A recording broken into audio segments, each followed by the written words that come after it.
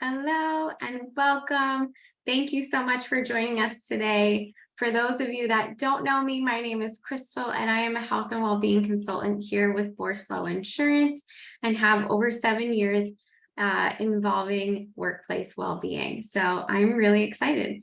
Today, we are going to cover stress management. So I encourage you to contact your doctor if you have any specific questions, or reach out to your human resources and ask for any specific benefits that you have available to you as we move through today's session, because I am not a doctor and this presentation is for educational purposes only. I really like to engage. We're going to have a few polls as we go through the content today. And of course, if you have anybody that this is helpful for, I encourage you to share or invite maybe your work best friends or your family to watch it.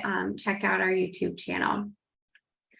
And so for those of you that may not know who Borislow Insurance is, what we do is we focus on employee benefits.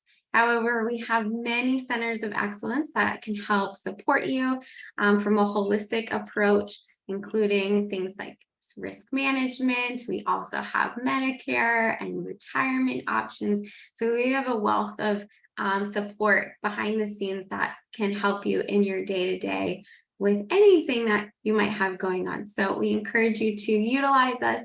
As you can see, health and well-being is one center of excellence, and that's our passion here.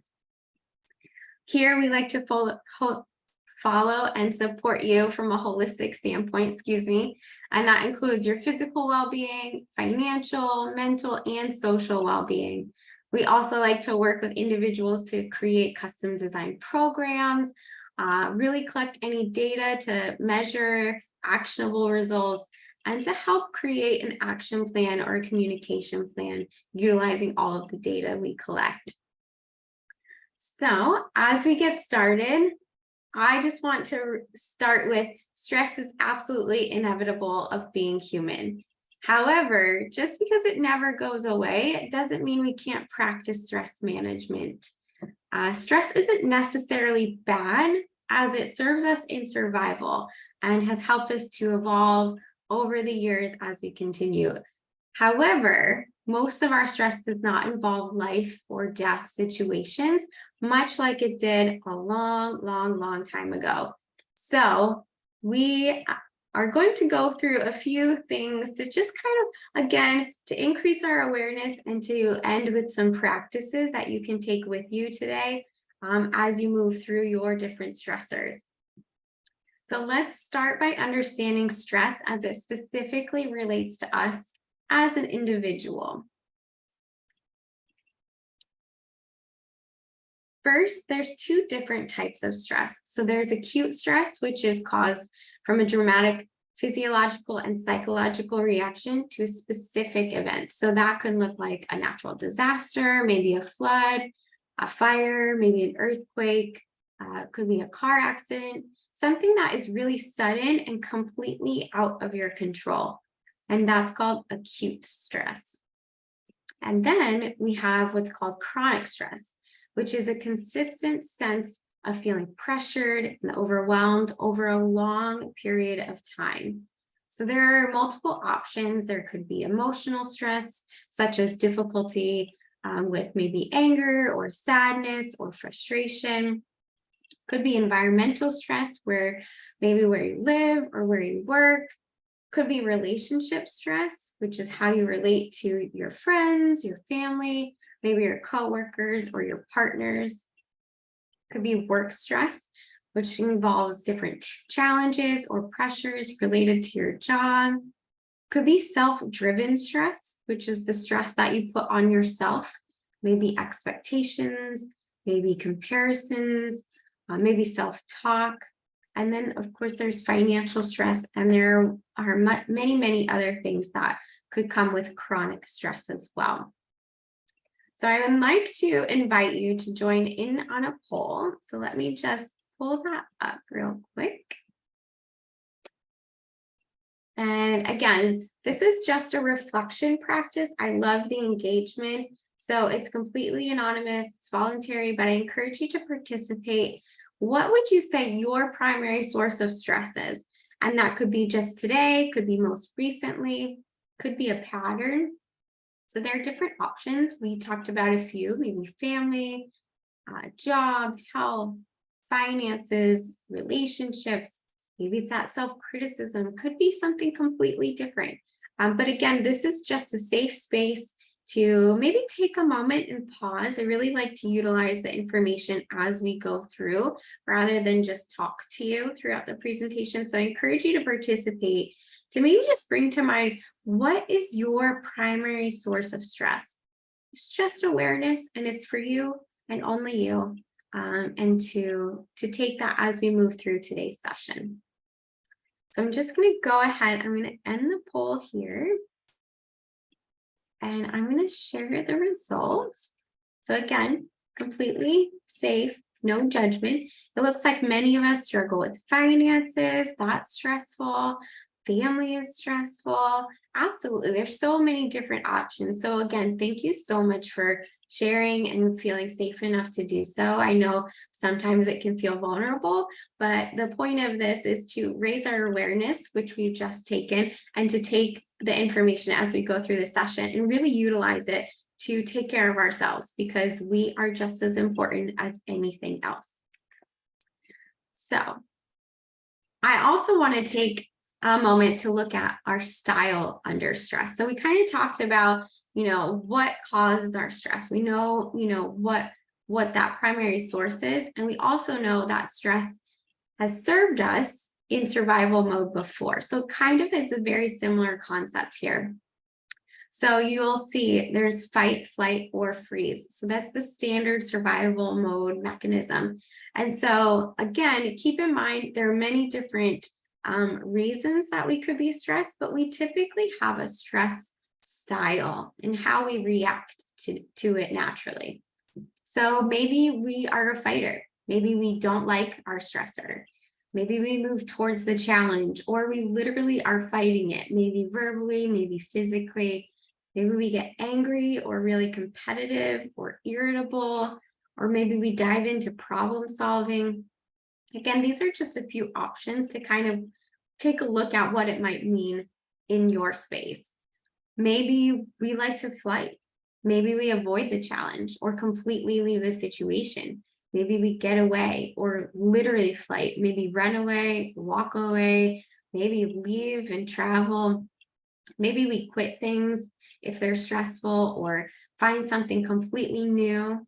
Maybe we struggle with focusing and we daydream, or we jump from task to task or distraction to distraction. And then lastly, maybe we freeze. We completely are unable to move towards any of the challenge, and we are paralyzed, unable to move towards it or get away from it. We don't want to draw any attention to ourselves. We don't want to say anything, and we really just want to hide from that stressor and just pretend like it doesn't exist. So keep in mind, many of these factors come into play. It could be driven by maybe a martial arts class when we were a kid, or I don't know about you, but oftentimes when I was a child, I would get sent to my room if I did something wrong or if there was conflict. And that looks like flight. So again, there are many different options that could come under play when we take a look at our natural natural response to stress. So again, I want to encourage you to participate in our next poll. So let me launch it here. What would you say is your style under stress? Are you a fighter? Do you want to flight or leave? Do you want to freeze?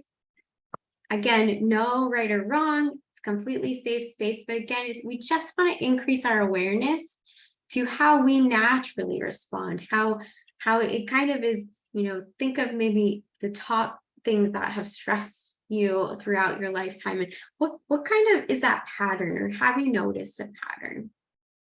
So again, I'll just give a few more moments for you to participate. It's a safe space. There's no right, there's no wrong. Just really, everybody is different and we have a different style. And keep in mind, we might maneuver between a few styles depending on the situation, but we tend to lean towards one a little more than the other. So I'm going to go ahead and end the poll here and share the results. So again, thank you so much for feeling safe enough to share this and really to take a moment to recognize for yourself what your natural style under stress is. So as you can see, half of us like to freeze today. So that's great awareness. I think that's really impactful. And if there's nothing more that you get from today, just knowing what your stressor is and how you react to it is really eye-opening, and you've done a lot of the work already. So I think you should be really proud.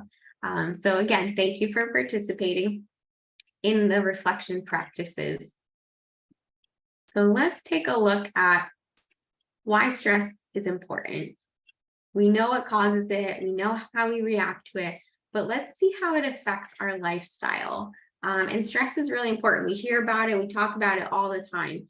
Many of us usually feel stress either physically or emotionally, most commonly. However, that could be a little different for everyone, and different situations bring up different things. So again, some of the risks may seem higher to you, some of them may seem lower, but just how do you start to notice that you are feeling stressed? Do you see signs of maybe anxiety or depression, maybe burnout, maybe some physical pain like headaches or stomach aches? Maybe it affects your lifestyle behaviors, such as your sleep pattern or your eating habits.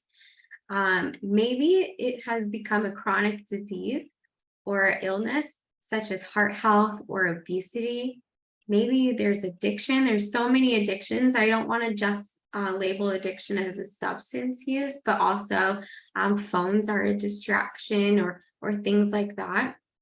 Maybe it's social withdrawal or struggle in your relationships. Oftentimes, sometimes we might take our stress out on the ones closest to us.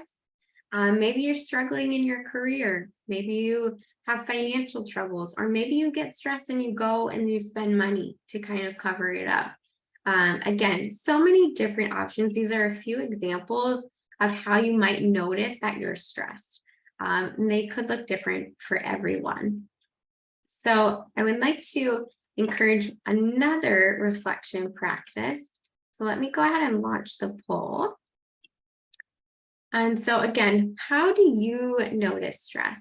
So maybe look at like anxiety or depression, maybe burnout completely. That's something we talk about a lot. And if you're with me today, I encourage you to join us next month, where we're really going to focus on stress and burnout specifically in the workplace. This is kind of today's session is an overall lifestyle to take a look at stress in general. But next month we will focus on burnout. But maybe it looks like your lifestyle. Maybe you have trouble sleeping, or you are eating less, or you're eating more. Maybe you have physical pain, or you're withdrawing. There's so many different options. So I'm going to go ahead and give just a second more to participate. And then I'm going to go ahead and end the poll. I'm going to share the results. So as you can see, 40% of us today struggle with stress and see an effect with anxiety and depression. So absolutely, depression is the #1 mental illness across the board, worldwide. So please, absolutely, this is one important step into bringing awareness and taking care of yourself with whatever that looks like today. So again, thank you so much for feeling safe enough to participate and engage in this reflection practice. Again, this is for the purpose of you and taking care of yourself.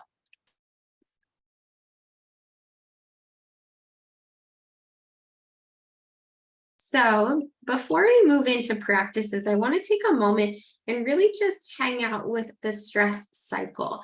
It's your body's natural cycle to process stress. So you can see in the circle. So we've increased our awareness of our personal stress patterns, our behaviors, and let's look at working on completing the stress cycle and stress management.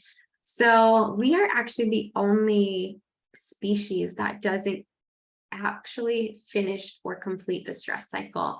And so I wanted to talk about the somatic stress response. So maybe you've heard of somatics, maybe you haven't, maybe this is your first kind of taste on it, but you'll see that it really helps our body naturally process stress through embodiment and movement. Since thoughts are what the brain can most readily understand, we often believe that we can just think our stress away or resolve them on a logical level, but our body doesn't actually work that way. So emotions are involuntary neurological responses that happen in our brain and our whole body. They have a beginning, a middle, and an end. And oftentimes we get stuck simply because we're consistently exposed to situations that are activating. We're constantly busy. And even if we remove the stressor, that doesn't essentially mean that we're completing the cycle. So we still hold it and we still hang on to it. So we have to do something that signals to our body that we are actually safe. So our digestive systems, our immune systems, our heart health, our musculoskeletal systems, and our reproductive systems all get the signal that we are safe. So oftentimes we kind of get stuck with our nervous system, right? So when you feel stressed, oftentimes maybe your breath changes or your heart rate changes. And then we get stuck in our heads and we have lots of thoughts, which then create emotions, and we kind of just hang out there most times, oftentimes. And so I really wanted to move our awareness into the importance of stress in the physical body, which we noticed were some symptoms that you could potentially notice with like eating habits or physical pain in your body.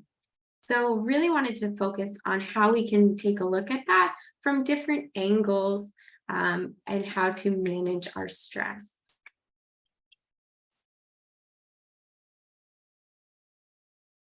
Okay, so how do we complete this cycle? How do we complete the stress cycle and the somatics and manage our stress on a daily basis? Oftentimes, physical movement is the absolute most efficient way to finish the stress cycle. Once you have some physical movement, it doesn't matter what it is, as long as you're physically moving. And once you complete that, maybe just pause in stillness for just a moment so that, again, your body can recognize that everything's okay. We are safe. We are not in a life and death situation that your body is still reacting to like we are, even if it is 100 emails that you have to respond to or whatever the case is. It's not life or death. It's going to be okay. Maybe that's going for a walk or whatever exercise you like. And if you're not sure, maybe think back to what you like to do as a kid. Oftentimes it feels like play and doesn't feel like another thing on our to-do list. But I wanted to bring awareness to the somatic response. So oftentimes you'll see this physical movement with the stress cycle in your pets. So if you have a pet, so for example, I have a dog, oftentimes he will shake. Maybe if he gets scared or is, running or is warm or whatnot, when he pauses, he takes a moment to shake everything off. So again, that's a physical expression of actually just shaking the stress away. Next, breath is absolutely one of, I think, the biggest tools that you will always consistently have in your toolbox. It is the most gentlest form of completing the stress cycle. So it's a direct link to your nervous system that tells your body that you are safe. So again, just kind of drawing out that exhale and allowing your body to slowly relax and pause, even if it's just one deep breath and deep exhale. Oftentimes you'll see this done or talked about a lot with yoga, but Special Forces uses this technique most often as well. Next, we have positive social connections. So these are connections that create the feeling of being safe. And it could be friends or family, but it could even be a stranger that you maybe smile at or you compliment. So oftentimes I really like to encourage you to say hi in the chat and where you're joining us from. That little positive social interaction is really, really helpful because it creates that feeling of safety within you. Next is laughter. And I don't mean just your normal laugh or chuckle, but I mean like the real belly laugh, almost tears pouring out of your eyes, laughter. And this could be during the day with others, or it could be reminiscing on a memory. So something that's very funny. Again, that laughter is a full body experience that helps shake that stress off. Next is affection. And so a nice hug, but more like those long, awkward hugs. And I'm sure you know what I'm talking about, but just long enough until you feel, again, that sense of safety. I don't know about you, but when you have someone that you feel close to or you feel safe with, a hug does a traumatic amount of help for any situation. I sometimes feel like hugs can do what words can't. So again, really, really nice space to bring affection into your day. If maybe you had a long day or some stressful news today, or you had those 100 emails and that were just piling up. So sometimes that's really nice. Next is crying, and the ugly cry. I'm talking about where you need the tissues and your eyes are just pouring. So the real ugly cry is a physical expression of an emotion. So again, just getting it out, just letting it out. You could do that by yourself or with others. I just heard, actually, I think it was recently, I was definitely this week, that no one should cry alone. So again, just reaching out to somebody, maybe for affection or to just sit with you. Don't have to fix it. Don't have to, validate it or anything like that. Just to hold a safe space to be with you and to physically express it and let it out. And lastly, any kind of creative expression. So use your imagination. It could be taking pictures. It could be creating food or meals. It could be art specifically. It could be dance. Again, there's a wide variety and you can't do it wrong. So any sort of creative expression will really help manage these stress response. So again, just to kind of recap, these are all really great options that help complete that stress cycle, which is really important because a lot of times we just kind of stay in our head with our thoughts and our emotions, and we need to move it down through our whole entire body to get that stress out so that we don't continue to carry it and carry it and carry it, which then leads to really concerning heart health or obesity or any chronic illness and causes inflammation. So again, we want to release it and kind of shake it off. That could be physical movement. It could be a deep breath. It could be a smile or a high five and a really, really inspiring friends that uplift you to be really authentically yourself. Could be that belly laugh where you cry almost because it's so funny. I know my grandma shakes her shoulders when she laughs, so really funny.